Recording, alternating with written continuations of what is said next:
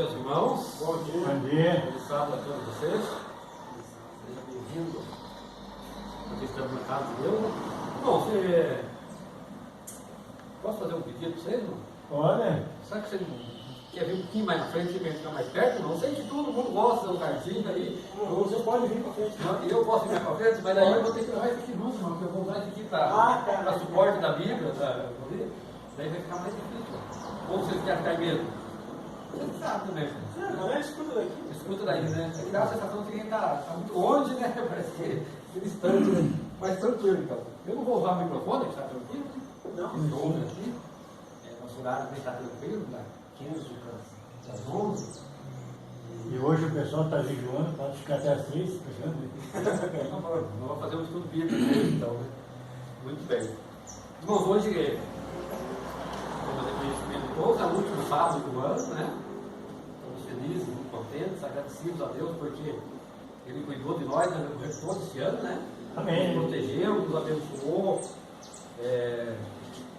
Conseguimos vencer mais um ano. Amanhã é o último dia, já depois do pôr do sol, nós já contamos, né, como já um novo ano, né? Desconhecido para nós aí, mas de uma certeza que estamos mais perto da volta de Jesus, né? Amém. Cada ano, cada dia que passa, estamos mais perto da volta de Jesus. Ou com a volta de Jesus nas nuvens do céu, né? Ou a gente pode descansar, né, irmão? Como dizia o a gente pode ir embora também, né? E aí Jesus voltou também, não é verdade? Mas estamos mais perto desse grande dia. E eu confesso para os irmãos que, não sei como os irmãos pensam e veem sempre, né? Eu confesso que eu não sei muito por esse dia que Jesus volta. Há muito sofrimento, né? Há muita tristeza, né? As pessoas que estão aí estão passando aí de uma forma geral, né? Tanto aqui no nosso meio como em outros lugares também, né? Que vocês veem por aí. Então, isso só vai acabar quando Jesus voltar. Irmãos, e eu fiquei pensando assim, né? Sempre quando a gente é convidado de trazer uma palavra para a igreja, a gente fica pensando assim, o que falar hoje, como você é o último sábado, eu pensei em trazer uma mensagem assim, de mais voltada para a gratidão, né? Mas eu acredito que os irmãos já devem ter feito um curso de gratidão aqui nesse finalzinho de mês aí. Eu fiquei pensando, mas a igreja já deve ter feito, né? Geralmente as igrejas fazem, né? Mês de dezembro, esses cultos, essa mensagem de agradecimento. Daí eu fiquei pensando assim, puxa, mas a gente sempre tem alguns assuntos em mente, né? E aquele que mais o Espírito Santo incomoda a gente é que a gente vai falar nessa manhã. Eu quero falar um assunto nessa manhã, irmãos, um assunto assim, vou dizer assim, dar uma continuidade no que nós estudamos na missão da escola sabatina aí, que estava falando um pouco de Apocalipse, não é verdade? Nós vimos aí um pouquinho aí das 3 mensagens, né, da tríplice mensagem, né, de Apocalipse 14, e nós vamos aí um pouco nessa linha aí também, estudar um pouquinho também de Apocalipse capítulo 16, né, nessa manhã aí. É como nós vamos fazer aqui tipo um estudo bíblico, na verdade, né, desse assunto. Um assunto muito importante, irmãos. Eu acho que é um assunto muito importante porque às vezes a igreja não fala muito desse assunto. Fica meio que passa meio que por cima, assim, e a igreja não. Eu mesmo particularmente não vejo muitas pessoas pregando sobre esse assunto do qual nós vamos falar hoje aqui. E é um assunto sim, de grande importância, irmãos, para os dias que nós estamos vivendo hoje. Deixa minha vida aberta. Irmãos, por que eu resolvi trazer esse assunto aqui, para nós estudarmos juntos aqui hoje? Porque nunca no mundo, nos dias que nós estamos vivendo aí, nós estamos vendo tantos acontecimentos, tantas coisas acontecendo, né? Assim, de uma forma estranha para alguns, mas para nós que estudamos a palavra de Deus não é estranho, né? Eu vou citar aqui alguns exemplos, pelo menos um exemplo, né? De que uma pesquisa nos Estados Unidos, agora recente, é que mais de 50% da população americana dizem ter tido contatos com pessoas e com familiares que já morreram. Entendeu, irmãos? Eu fiquei pensando, puxa, como é que pode isso, né? Mais de 50%, 53% dessa população americana dizem ter tido algum tipo de contato com pessoas que já morreram. E eu fiquei pensando, mas como é que pode isso, né? A pessoa que já morreu, nós estudamos a Bíblia e sabemos que a pessoa quando morre, ela está ali sepultada, ela está descansando, fala assim que ela não mais sabe do que está acontecendo aqui na Terra, né? Não existe uma forma dessa pessoa voltar e se comunicar com os seus familiares, com amigos e com conhecidos. Mas o interessante é que as pesquisas falam que mais de 53% dos americanos dizem ter tido esse tipo de contato com pessoas já falecidas. Que coisa, né? Eu fiquei pensando, e nós que estudamos a palavra de Deus, nós sabemos muito bem o que isso significa. E outras coisas também que a gente poderia acrescentar aqui, que tem acontecido sim, de uma maneira muito forte aí nos últimos, podemos dizer assim, nos últimos anos, né, nos últimos meses aí, que está acontecendo. Do meu lado, a sua Bíblia no livro de Apocalipse, no capítulo 16.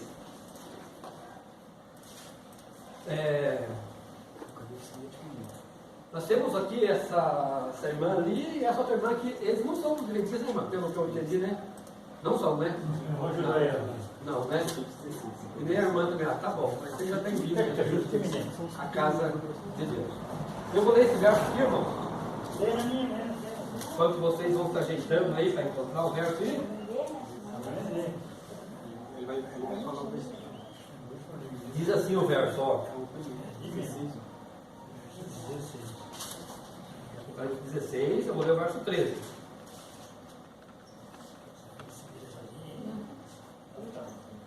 Olha o que diz assim: então me saiu da boca do dragão, da boca da besta e da boca do falso profeta 3 espíritos semelhantes a rã. Irmãos, aqui nesse verso, nós acabamos de ler a palavra de Deus, nós encontramos aqui 3 grandes poderes aqui representados, irmãos. E a palavra de Deus aqui, ela nos mostra que tem uma tríplice aliança do mal. E essa tríplice aliança aqui, irmãos, do mal, do dragão, da besta e do falso profeta, no livro do Apocalipse que nós lemos aqui, fala assim que a última tentativa, o último esforço de Satanás de prender as pessoas nos erros, para que as pessoas não aprendam a respeito da salvação. Então aqui nós vimos que, podemos dizer assim, que é o último esforço que ele está fazendo de manter as pessoas nos erros.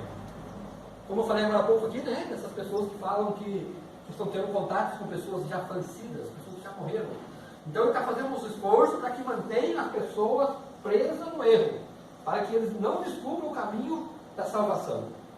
Entretanto também, irmãos, quando nós vamos para Apocalipse 14, como eu já falei, comentamos um pouquinho na lição dos próximos batina aí, Apocalipse 14 também lá tem a tríplice mensagem de Deus.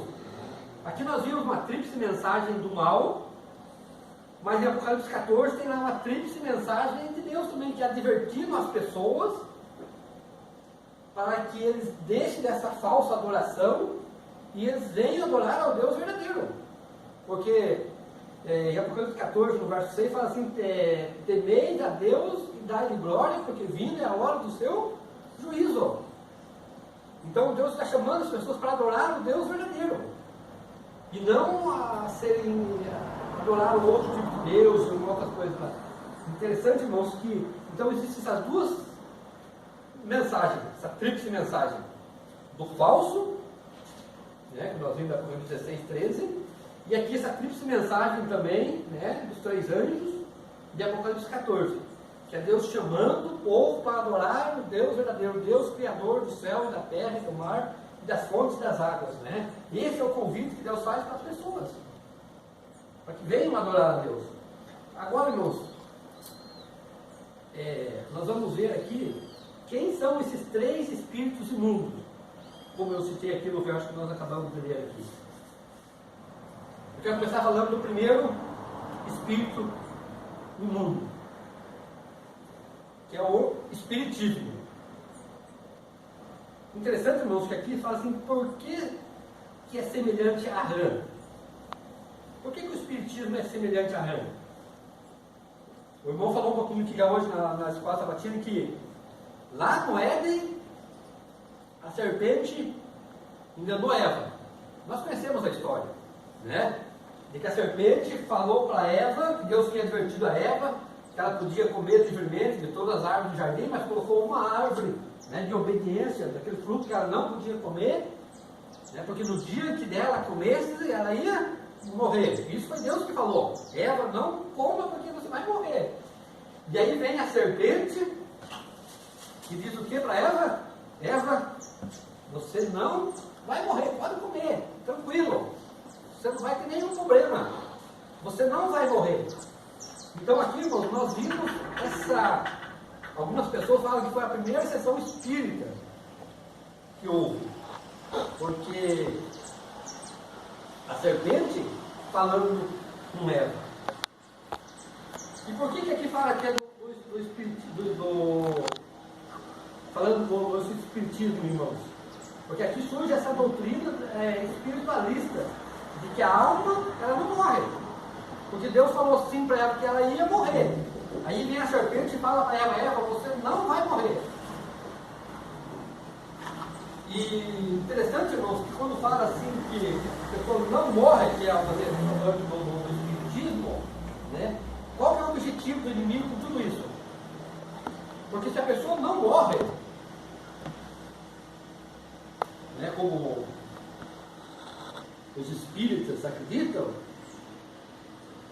a pessoa ela se reencarna, ela nasce de uma outra maneira.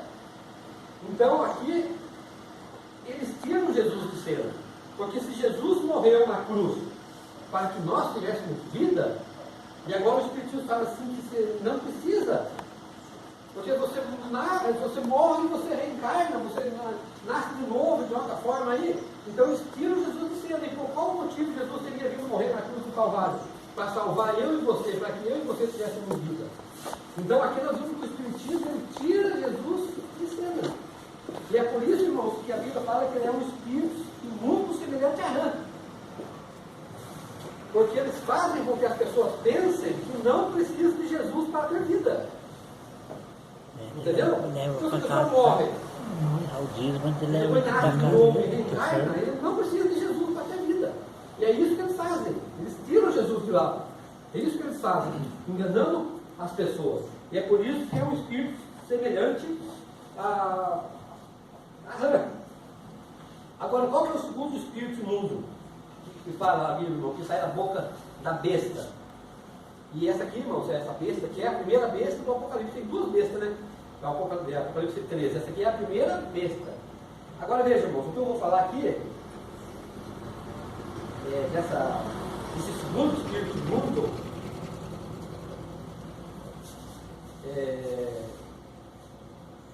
quero falar assim com respeito, entendeu? Para todos aqui.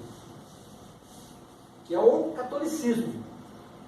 Isso que a Bíblia apresenta como o segundo espírito imundo. A minha família, meu, por exemplo, quase todas elas são católicas. Quase todas. É por isso que eu falo assim, com muito respeito com essas pessoas. Mas o catolicismo, ele é um espírito imundo semelhante a rã. É isso que a Bíblia fala. Por que ele é um espírito imundo, irmão, semelhante a rã? Porque ele faz pior do que o espiritismo. Porque o espiritismo tira Jesus de cena. E o catolicismo ele faz pior ainda, porque ele tira Jesus de cena também e coloca um homem como mediador. E nós sabemos que a Bíblia fala lá em 1 Timóteo 2, verso 5, que só existe um mediador. E então o catolicismo, irmãos, ele tira Jesus de lado também. E coloca uma pessoa no lugar de Jesus. Então ele faz pior ainda do que o espiritismo. Vocês estão conseguindo entender aí? Esses três espíritos imundos aqui, de Apocalipse 16, 13, que nós lemos aqui na Palavra de Deus. O que ele faz? Então veja, irmãos, quando ele tira Jesus de cena, o que ele mexe? Ele mexe com o Espírito Santo, porque Jesus falou assim que quando ele morreu, ele foi ao céu, eu enviarei o Espírito Santo. Entendeu? Agora, se eu tiro Jesus, e não preciso de Jesus, e coloco uma pessoa no lugar de Jesus, eu estou mexendo também com a doutrina do Espírito Santo. Porque ele não precisa do Espírito Santo. E muito menos de Jesus. Então, irmãos, o catolicismo ele fez pior ainda do que o espiritismo. É por isso que era um espírito imundo semelhante a rã também. Agora, qual que é o terceiro espírito imundo aqui que fala, irmãos? Semelhante a rã, que sai da boca do falso profeta. É o protestantismo apostata. Aqui ele aparece, irmãos, como um falso profeta. Com a união da igreja, né, com o Estado, ele passa a divulgar uma falsa religião, que agora é chamado de falso profeta. Irmãos, você pode estar pensando assim, tá, tudo bem, tranquilo até aí. Mas qual que é a mensagem de Deus, então, para mim e para você? Através desses três espíritos imundos semelhantes à rã. Qual é a mensagem de Deus que passar para mim? Qual que é o aviso de Deus aqui, nessa passagem, para mim e para você? O que Deus está querendo falar? Por que esses espíritos imundos, irmãos, que eu falo, são semelhantes à rã? Alguém já falou isso para você? Já explicou isso para você? Por que é semelhante à rã? Porque é imundo. Porque é imundo, né? É imundo, semelhante à rã. Irmãos, e nós estudamos algumas lições de Escola Sabatina, algum tempo atrás, sobre o Apocalipse, e nós aprendemos que o Apocalipse tem muita citação do Antigo Testamento. Não é verdade? Então, irmãos, o nosso Deus aqui, ele diz assim de algumas coisas que vai acontecer, mas muitas vezes Deus não diz como vai acontecer. Entendeu? Ele fala que vai acontecer, mas às vezes não entra muito em detalhe. E para nós entendermos alguma coisa que ainda não aconteceu, aonde nós temos que olhar? Nós temos que olhar para o passado. E quando você olha para o passado na Bíblia, irmãos, aonde é que você vê as rãs? Aonde que aparece as rãs? Lá no Egito, né? Lá nas praias do Egito, muito bem, irmãos. É lá que nós encontramos as rãs. Então veja, irmãos, Moisés e Arão, eles iam na presença de Deus, eles iam na presença de Faraó, para falar com eles lá, e o que eles faziam? Deus falava para Moisés e para Arão. Começou a surgir lá então feriram o rio, e as águas se tornaram em sangue. Isso está lá no livro de Êxodo, no capítulo 7. Nós não vamos ler, mas só para os irmãos anotarem. No capítulo 7 e no capítulo 8 também. E também iam os magos, os feiticeiros de Faraó, ali iam e faziam a mesma coisa também. O mesmo que Moisés e Arão faziam, os magos, os feiticeiros faziam também. Só que com uma diferença. Moisés e Arão faziam milagre com o poder de Deus. Se os magos, os feiticeiros, faziam o mesmo milagre, mas com qual poder? O poder de Satanás. Entendeu, irmãos? E aí aconteceu o primeiro feito que eles fizeram lá. E aí eles fizeram de novo. Foram lá, e Deus falou para Moisés, para Arão, vão lá, firam novamente, e vai surgir rãs. E surgiu rã para tudo quanto é lado. Não é verdade? Rã nas casas, nas ruas, aonde as pessoas iam, estavam cheios de rãs. Daí os magos, os feiticeiros também foram lá e fizeram o quê? Mesma coisa. Foram lá e fizeram o mesmo milagre e as rãs também desapareceram. Isso está relatado na Bíblia, irmãos. Mas com a mesma diferença, como eu falei aqui.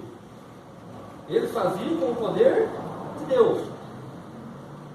E os magos, os feiticeiros, faziam com o poder de Satanás. Eles imitavam a mesma coisa que os servos de Deus faziam, eles também imitavam, irmão. Faziam igual. Não tinha diferença. Mas aí Deus falou para eles, vão lá e façam mais uma praga, que é a terceira praga, dos piolhos. Lembra lá que teve a praga dos piolhos? E até aí, irmãos, foi o limite que Deus deu para o inimigo atuar. Porque a partir da terceira praga de piolhos em diante, eles não mais conseguiram fazer. Entendeu? Deus deixou que eles atuassem na primeira e na segunda praga. Os feiticeiros, os magos. Mas a partir da terceira praga em diante, Deus falou, não, agora chega, até aqui está bom já para vocês. Agora vocês não vão mais fazer. Então, irmãos, nos nossos dias de hoje, Satanás ele vai dar todo o seu esforço, mas ele vai dar o máximo com esses três espíritos do mundo, com o único objetivo de que as pessoas percam a salvação, de que as pessoas continuem no erro. Então ele vai fazer todo esse tipo de esforço, irmãos. E Deus está aqui nos avisando, irmãos, através desse verso da Bíblia, que o tempo está próximo. Irmãos, hoje você vê em todos os meios de comunicação aí, as igrejas, de uma maneira assim, fazendo curas, fazendo milagres, e você fica, às vezes quando você vê algumas, você fica até pensando, puxa vida, mas que coisa incrível isso aí, né? Incrível, eu digo do lado do negativo. As pessoas pulam, dançam, rodam, sopram, jogam, e levantam, e as pessoas fazem isso, fazem aquilo. Na verdade, fazendo isso aí, irmãos, para que as pessoas fiquem no erro. E você vê essas cruzadas, desses fenômenos sobrenaturais aí, só vai aumentando. E ela só tende a aumentar cada dia mais, até o fim do tempo. Porque Satanás, irmãos, ele está operando com todas as forças. Porque, como nós vimos aí, né, falta pouco tempo para ele. Pouco tempo lhe resta para ele enganar as pessoas. Então, quanto mais ele prende as pessoas nos erros, mais ele vai tendo vitória. E é por isso que você vê essas ondas crescentes aí, irmãos. Né, de igrejas, de pastores, e fazendo esse tipo de operações milagrosas aí.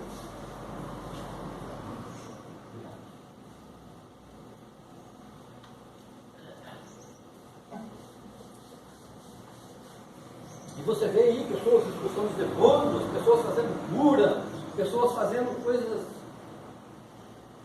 que às vezes a gente fica até assustado. Essa semana mesmo eu vi aí, não sei de que igreja que era aí, um pastor estava orando lá, a pessoa era, eu mesmo que mostrou lá, que a pessoa era cega. E o pastor orando ali, a igreja gritando e dando glória, aleluia, aquele barulho e tudo, irmão. Daqui a pouco perguntaram para o homem se ele estava enxergando, e ele falou que estava enxergando. E o homem disse que era cego. Essa semana eu ouvi isso aí. Eu fiquei pensando, puxa, mas será que. Eu não sei se o homem realmente era cego, não era, mas pelo menos vídeo falava que ele era cego. E ele passou a enxergar milagres, irmãos. Aí as igrejas estão fazendo aí. Então o inimigo mantém as pessoas no erro, irmãos. Para ficar ali, para dar crédito na sua mentira, nos seus milagres. Irmãos, e isso só vai aumentar cada vez mais. Agora, irmãos, interessante que Jesus, quando ele esteve aqui na terra, olha o que ele disse lá em Mateus 24, verso 24. Esse verso eu falei com você, inclusive. Mateus 24, verso 24.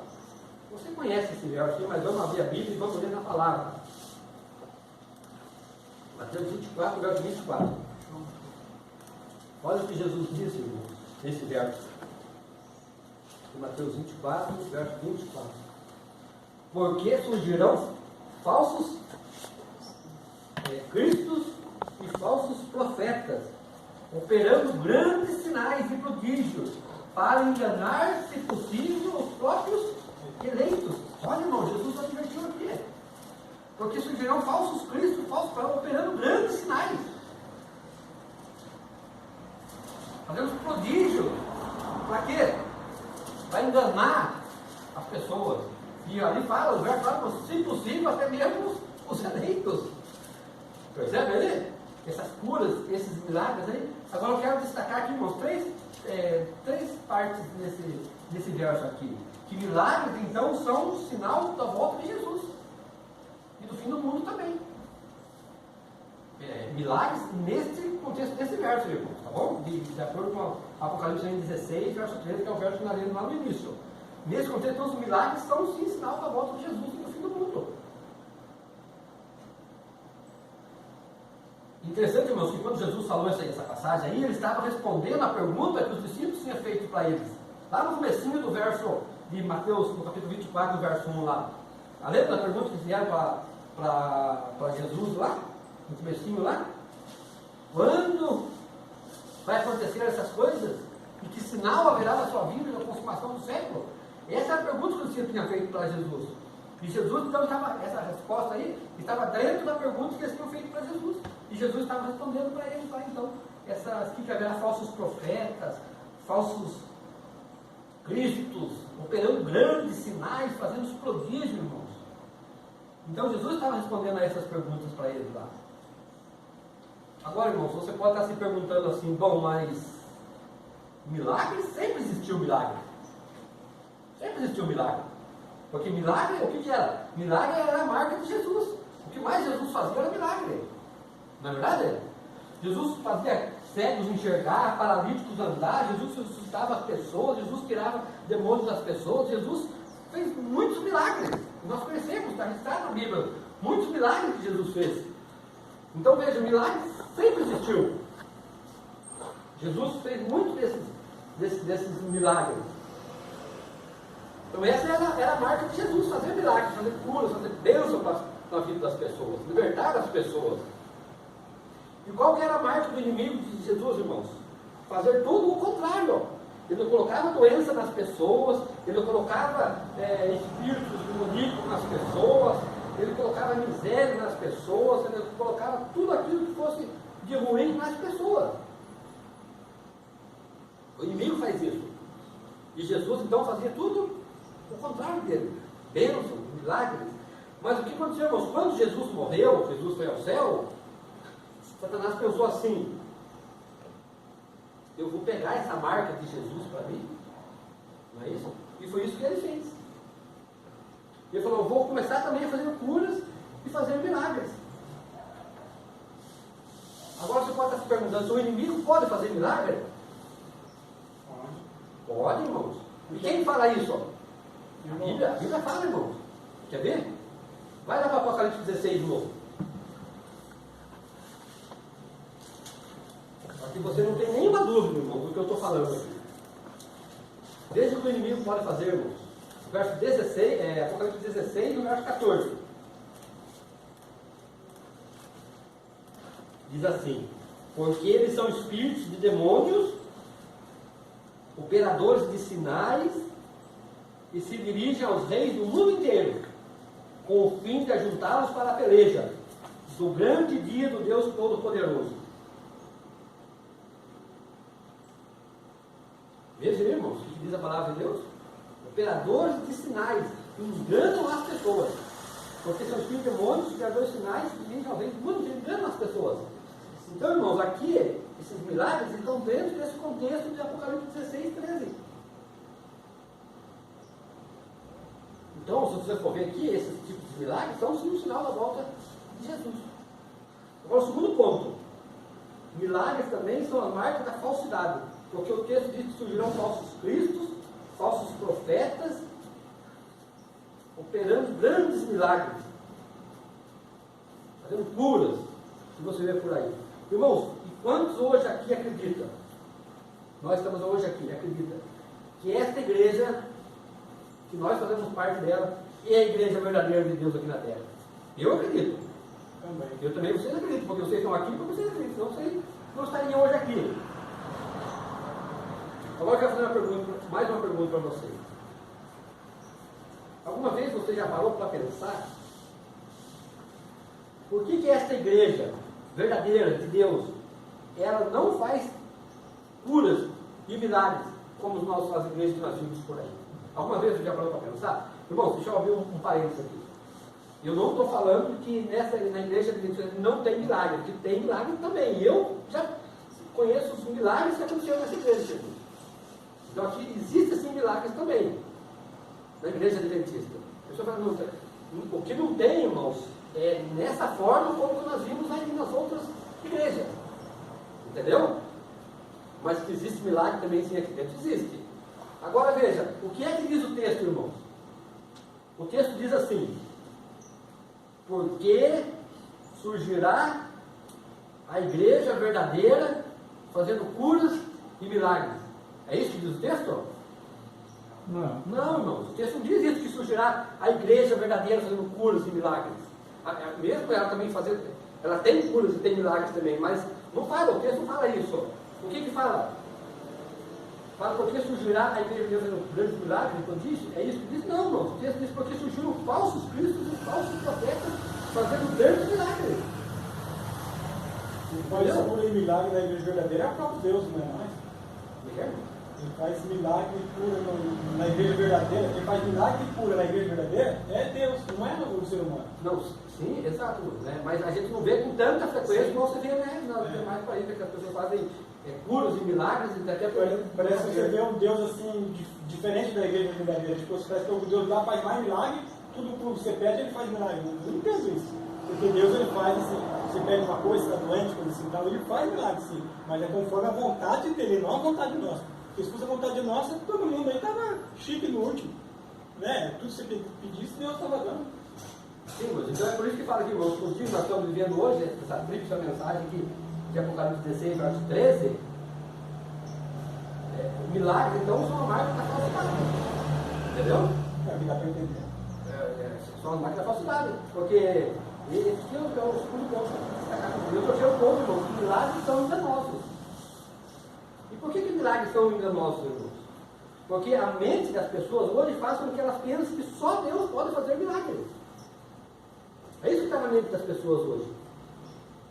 Que só Deus pode fazer milagres. E nós vimos aqui, irmãos, que não é só Deus que pode fazer milagres. O inimigo de Deus também pode fazer milagres. Você tem exemplos aqui. Nas praias do Egito lá. Que eles também faziam igual. Né, pelo poder, não de Deus, pelo poder de Satanás. Então, irmãos, a pessoa vai ficar na cabeça que só Deus pode fazer milagre. Ninguém fala que o inimigo faz milagre. Ninguém fala que o inimigo é capaz de fazer milagre. Agora, diz uma coisa, irmãos. Quando é que você vai entrar numa dessas igrejas por aí e você vai ouvir alguém dizer lá que o inimigo também faz milagre? Quando é que você vai ouvir isso? Nunca! Nunca, irmãos, você nunca vai ouvir isso. Até mesmo dentro da nossa igreja, irmãos, Adventista do dia, muito pouco você ia falar isso. Ó. O inimigo faz milagre. As pessoas não falam. Agora, muito menos nessas outras igrejas aí, nessas falsas igrejas. Então, o que o inimigo faz, irmãos? Ele coloca a doença na pessoa, ele fragiliza a pessoa, e a pessoa vai nessa igreja e recebe lá a cura. Entendeu? Recebe lá a cura da doença. E essa pessoa acredita que foi Deus que fez o milagre na vida dela. Só acredita. Porque ela está com a sua mente fragilizada. Daí a pessoa vai nessa igreja e vai falar assim, Deus está aqui. Porque eu vim aqui, eu estava doente e eu fui curado. E eu não vou sair daqui não. Porque aqui Deus me curou. Meu cara, é interessante também que, como tem a Trindade Celestial, Deus Pai, Deus e Espírito Santo, o diabo montou uma na terra, que são esses três poderes. Assim como a Trindade Celestial está unânime, trabalhando unânime em relação à salvação, essas três, essa Trindade terrestre trabalham os três unânime no engano. No engano, exato. Para manter as pessoas no erro, não, porque as pessoas percam a salvação. Então, irmãos, as pessoas não saem de lá nunca dessas igrejas. Irmãos, eu conheci um senhor, o senhor já faleceu. E ele não era da igreja, na verdade ele era católico. Mas daí ele não estava gostando muito da igreja católica lá e tal, então vou procurar uma outra igreja para me frequentar. E era um senhor já, com uma certa idade. Daí ele na casa dele, ele contou para nós. Ele falou assim, ó, eu orei para Deus, falou, Senhor, eu vou naquela igreja. Eu vou falar o nome da igreja aqui, mas não tem nenhum problema. Ele falou assim, eu vou na igreja de congregação cristã no Brasil. Ele falou, vou lá. Mas na casa dele. Ele falou, eu vou lá, ele falou, Senhor, eu vou lá na igreja de congregação hoje à noite, no culto lá. E ele não era tempo, ele ia tomar aqui. E ele falou, Senhor, se eu for na igreja hoje, eu quero que o Senhor fale lá com o pastor, com quem vai falar lá na frente, essa passagem da Bíblia aqui. Ele falou. Eu lá na casa dele, não falou para ninguém. Chegou a hora do culto, ele pegou o carrinho dele, foi para a igreja de congregação, sentou lá e ficou assistindo. Ele era visita, não era mesmo. Ficou assistindo. Chegou na hora da palavra, a pessoa que foi dirigir o culto lá, abriu a Bíblia e leu a passagem que ele tinha pedido para que Deus revelasse para ele, lá na casa dele. Ele falou, puxa vida, cara. Leu a passagem que eu queria que eu pedi para Deus, no final, aquela igreja lá, que ele lesse aquela passagem na Bíblia. Eu, óbvio, naquele dia leu aquela passagem, mas ele não se contentou. Terminou, foi embora para casa, não falou nada para ninguém. No outro dia, de novo, ele mesmo fez a mesma coisa. Falou, Senhor, eu vou na igreja de novo hoje. E eu quero que a pessoa leia essa passagem da Bíblia aqui. Eu comento lá esse texto aqui na Bíblia. Chegou a hora do culto, ele pegou e foi para a igreja de novo. E chegou lá, irmãos, o pastor, o presbítero, não sei como é que ele chama lá, leu a passagem que ele tinha pedido para ler de novo. Segunda vez, mas ele não se contentou ainda, foi embora. No terceiro dia, de novo, na casa dele, aí eu falei, hoje eu vou de novo na igreja lá da congregação, irmão. E se lá for a igreja de Deus, que eu vou passar a frequentar lá, ele vai ler essa passagem da Bíblia aqui. E ele foi de novo, irmão. E naquela noite, a pessoa leu de novo a passagem que ele tinha pedido para ler. Não comentou com ninguém. Ele só na cabeça dele, lá na casa dele, orou para Deus lá fora. E aquele homem então falou, não, essa aqui é a igreja verdadeira que eu vou passar a frequentar. E ele passou a frequentar a igreja da congregação, irmão, naquele dia. E morreu na igreja da congregação, apesar de a gente ter conhecimento, né, de conversar várias vezes com ele, né? Mas morreu na igreja da congregação. Então veja, irmão, fica muito difícil as pessoas, quando têm esse tipo de resposta, de uma cura ou de alguma coisa, de uma revelação como essa aí, da pessoa sair da igreja, não sai mais. Porque eles acreditam que ali é a igreja verdadeira, que eles estão. Irmãos, eu quero contar uma experiência de uma moça. Essa experiência não é minha, mas é um pastor que contou. Um pastor lá da Paulista Leste. Ele tinha uma irmã membro da igreja, uma moça ainda, e ela estava com a vida tranquila, com a sua saúde normal, e do nada ela começou a sentir algumas dores, irmãos, e ela foi no médico fazer uns exames. E ela, ao chegar no médico fazer aqueles exames, o médico falou para ela assim, que ela estava com câncer, já em fase terminal. Não viu do nada, irmãos, interessante que às vezes a gente pensa que esse tipo de doença, né, dá algum sinal, mas tem alguns casos que não. Quando a pessoa descobre, já está, como diz, já está morrendo. Essa história dessa moça aqui, irmãos, é lá da Paulista Leste. Mas no Jardim Paranaense, a igreja que eu frequento, tem até gravado isso, irmãos. De uma irmã que também não era da igreja, era uma visita, frequentava lá conosco lá, nova ainda, e ela, o pastor fez um apelo para ela lá e tal. E ela também não tomou a decisão e passou alguns dias, irmãos. Menos de 2 semanas, ela foi no médico também, e o médico constatou que ela estava com câncer em fase terminal. Essa eu conheci, ali no Jardim Paranaense. E dali alguns dias ela morreu. Entendeu? E ela não sabia também, estava na igreja. Quando nós estávamos aqui hoje, dali 1 semana e pouco ela estava morta. Entendeu? E o pastor naquele dia fez um apelo para ela e ela não tomou a decisão. Quem sabe tomou depois, né? Mas voltando aqui para a história dessa moça lá da Paulista Leste, irmãos. Ela foi no médico e falou, você está com câncer já em fase terminal. Irmãos, e aquela moça então perdeu o chão. E ela saiu do hospital assim, irmãos, sem direção. Do nada, tem uma notícia dessa, né? Ela saiu andando assim para ir para casa novamente. E ela passou na frente de uma igreja, uma igrejinha que tem para aí, estava uma placa escrito assim lá na frente da igreja. Entre com a sua doença e saia curado. E essa irmã, adventista do 7º dia, naquele desespero, sem saber o que fazer, quando viu aquela placa, ela entrou naquela igreja. E o pastor, então, naquela igreja, estava lá, ela foi lá na frente, o pastor colocou a mão na cabeça dela, orou por ela, expulsou o demônio dela e assoprou nela, e ela caiu no chão, e tudo aquele negócio que vocês conhecem, né? E dali a pouco a moça tomou a sua consciência de novo e voltou ao normal, né? E daí o pastor falou para ela assim, você acredita que você foi curada? Você vai sair daqui, você não vai para a tua casa, você vai voltar para o hospital e vai refazer todos os teus exames de novo, que você vai estar curada. Não vai nem para casa, daqui já vai para o hospital de novo.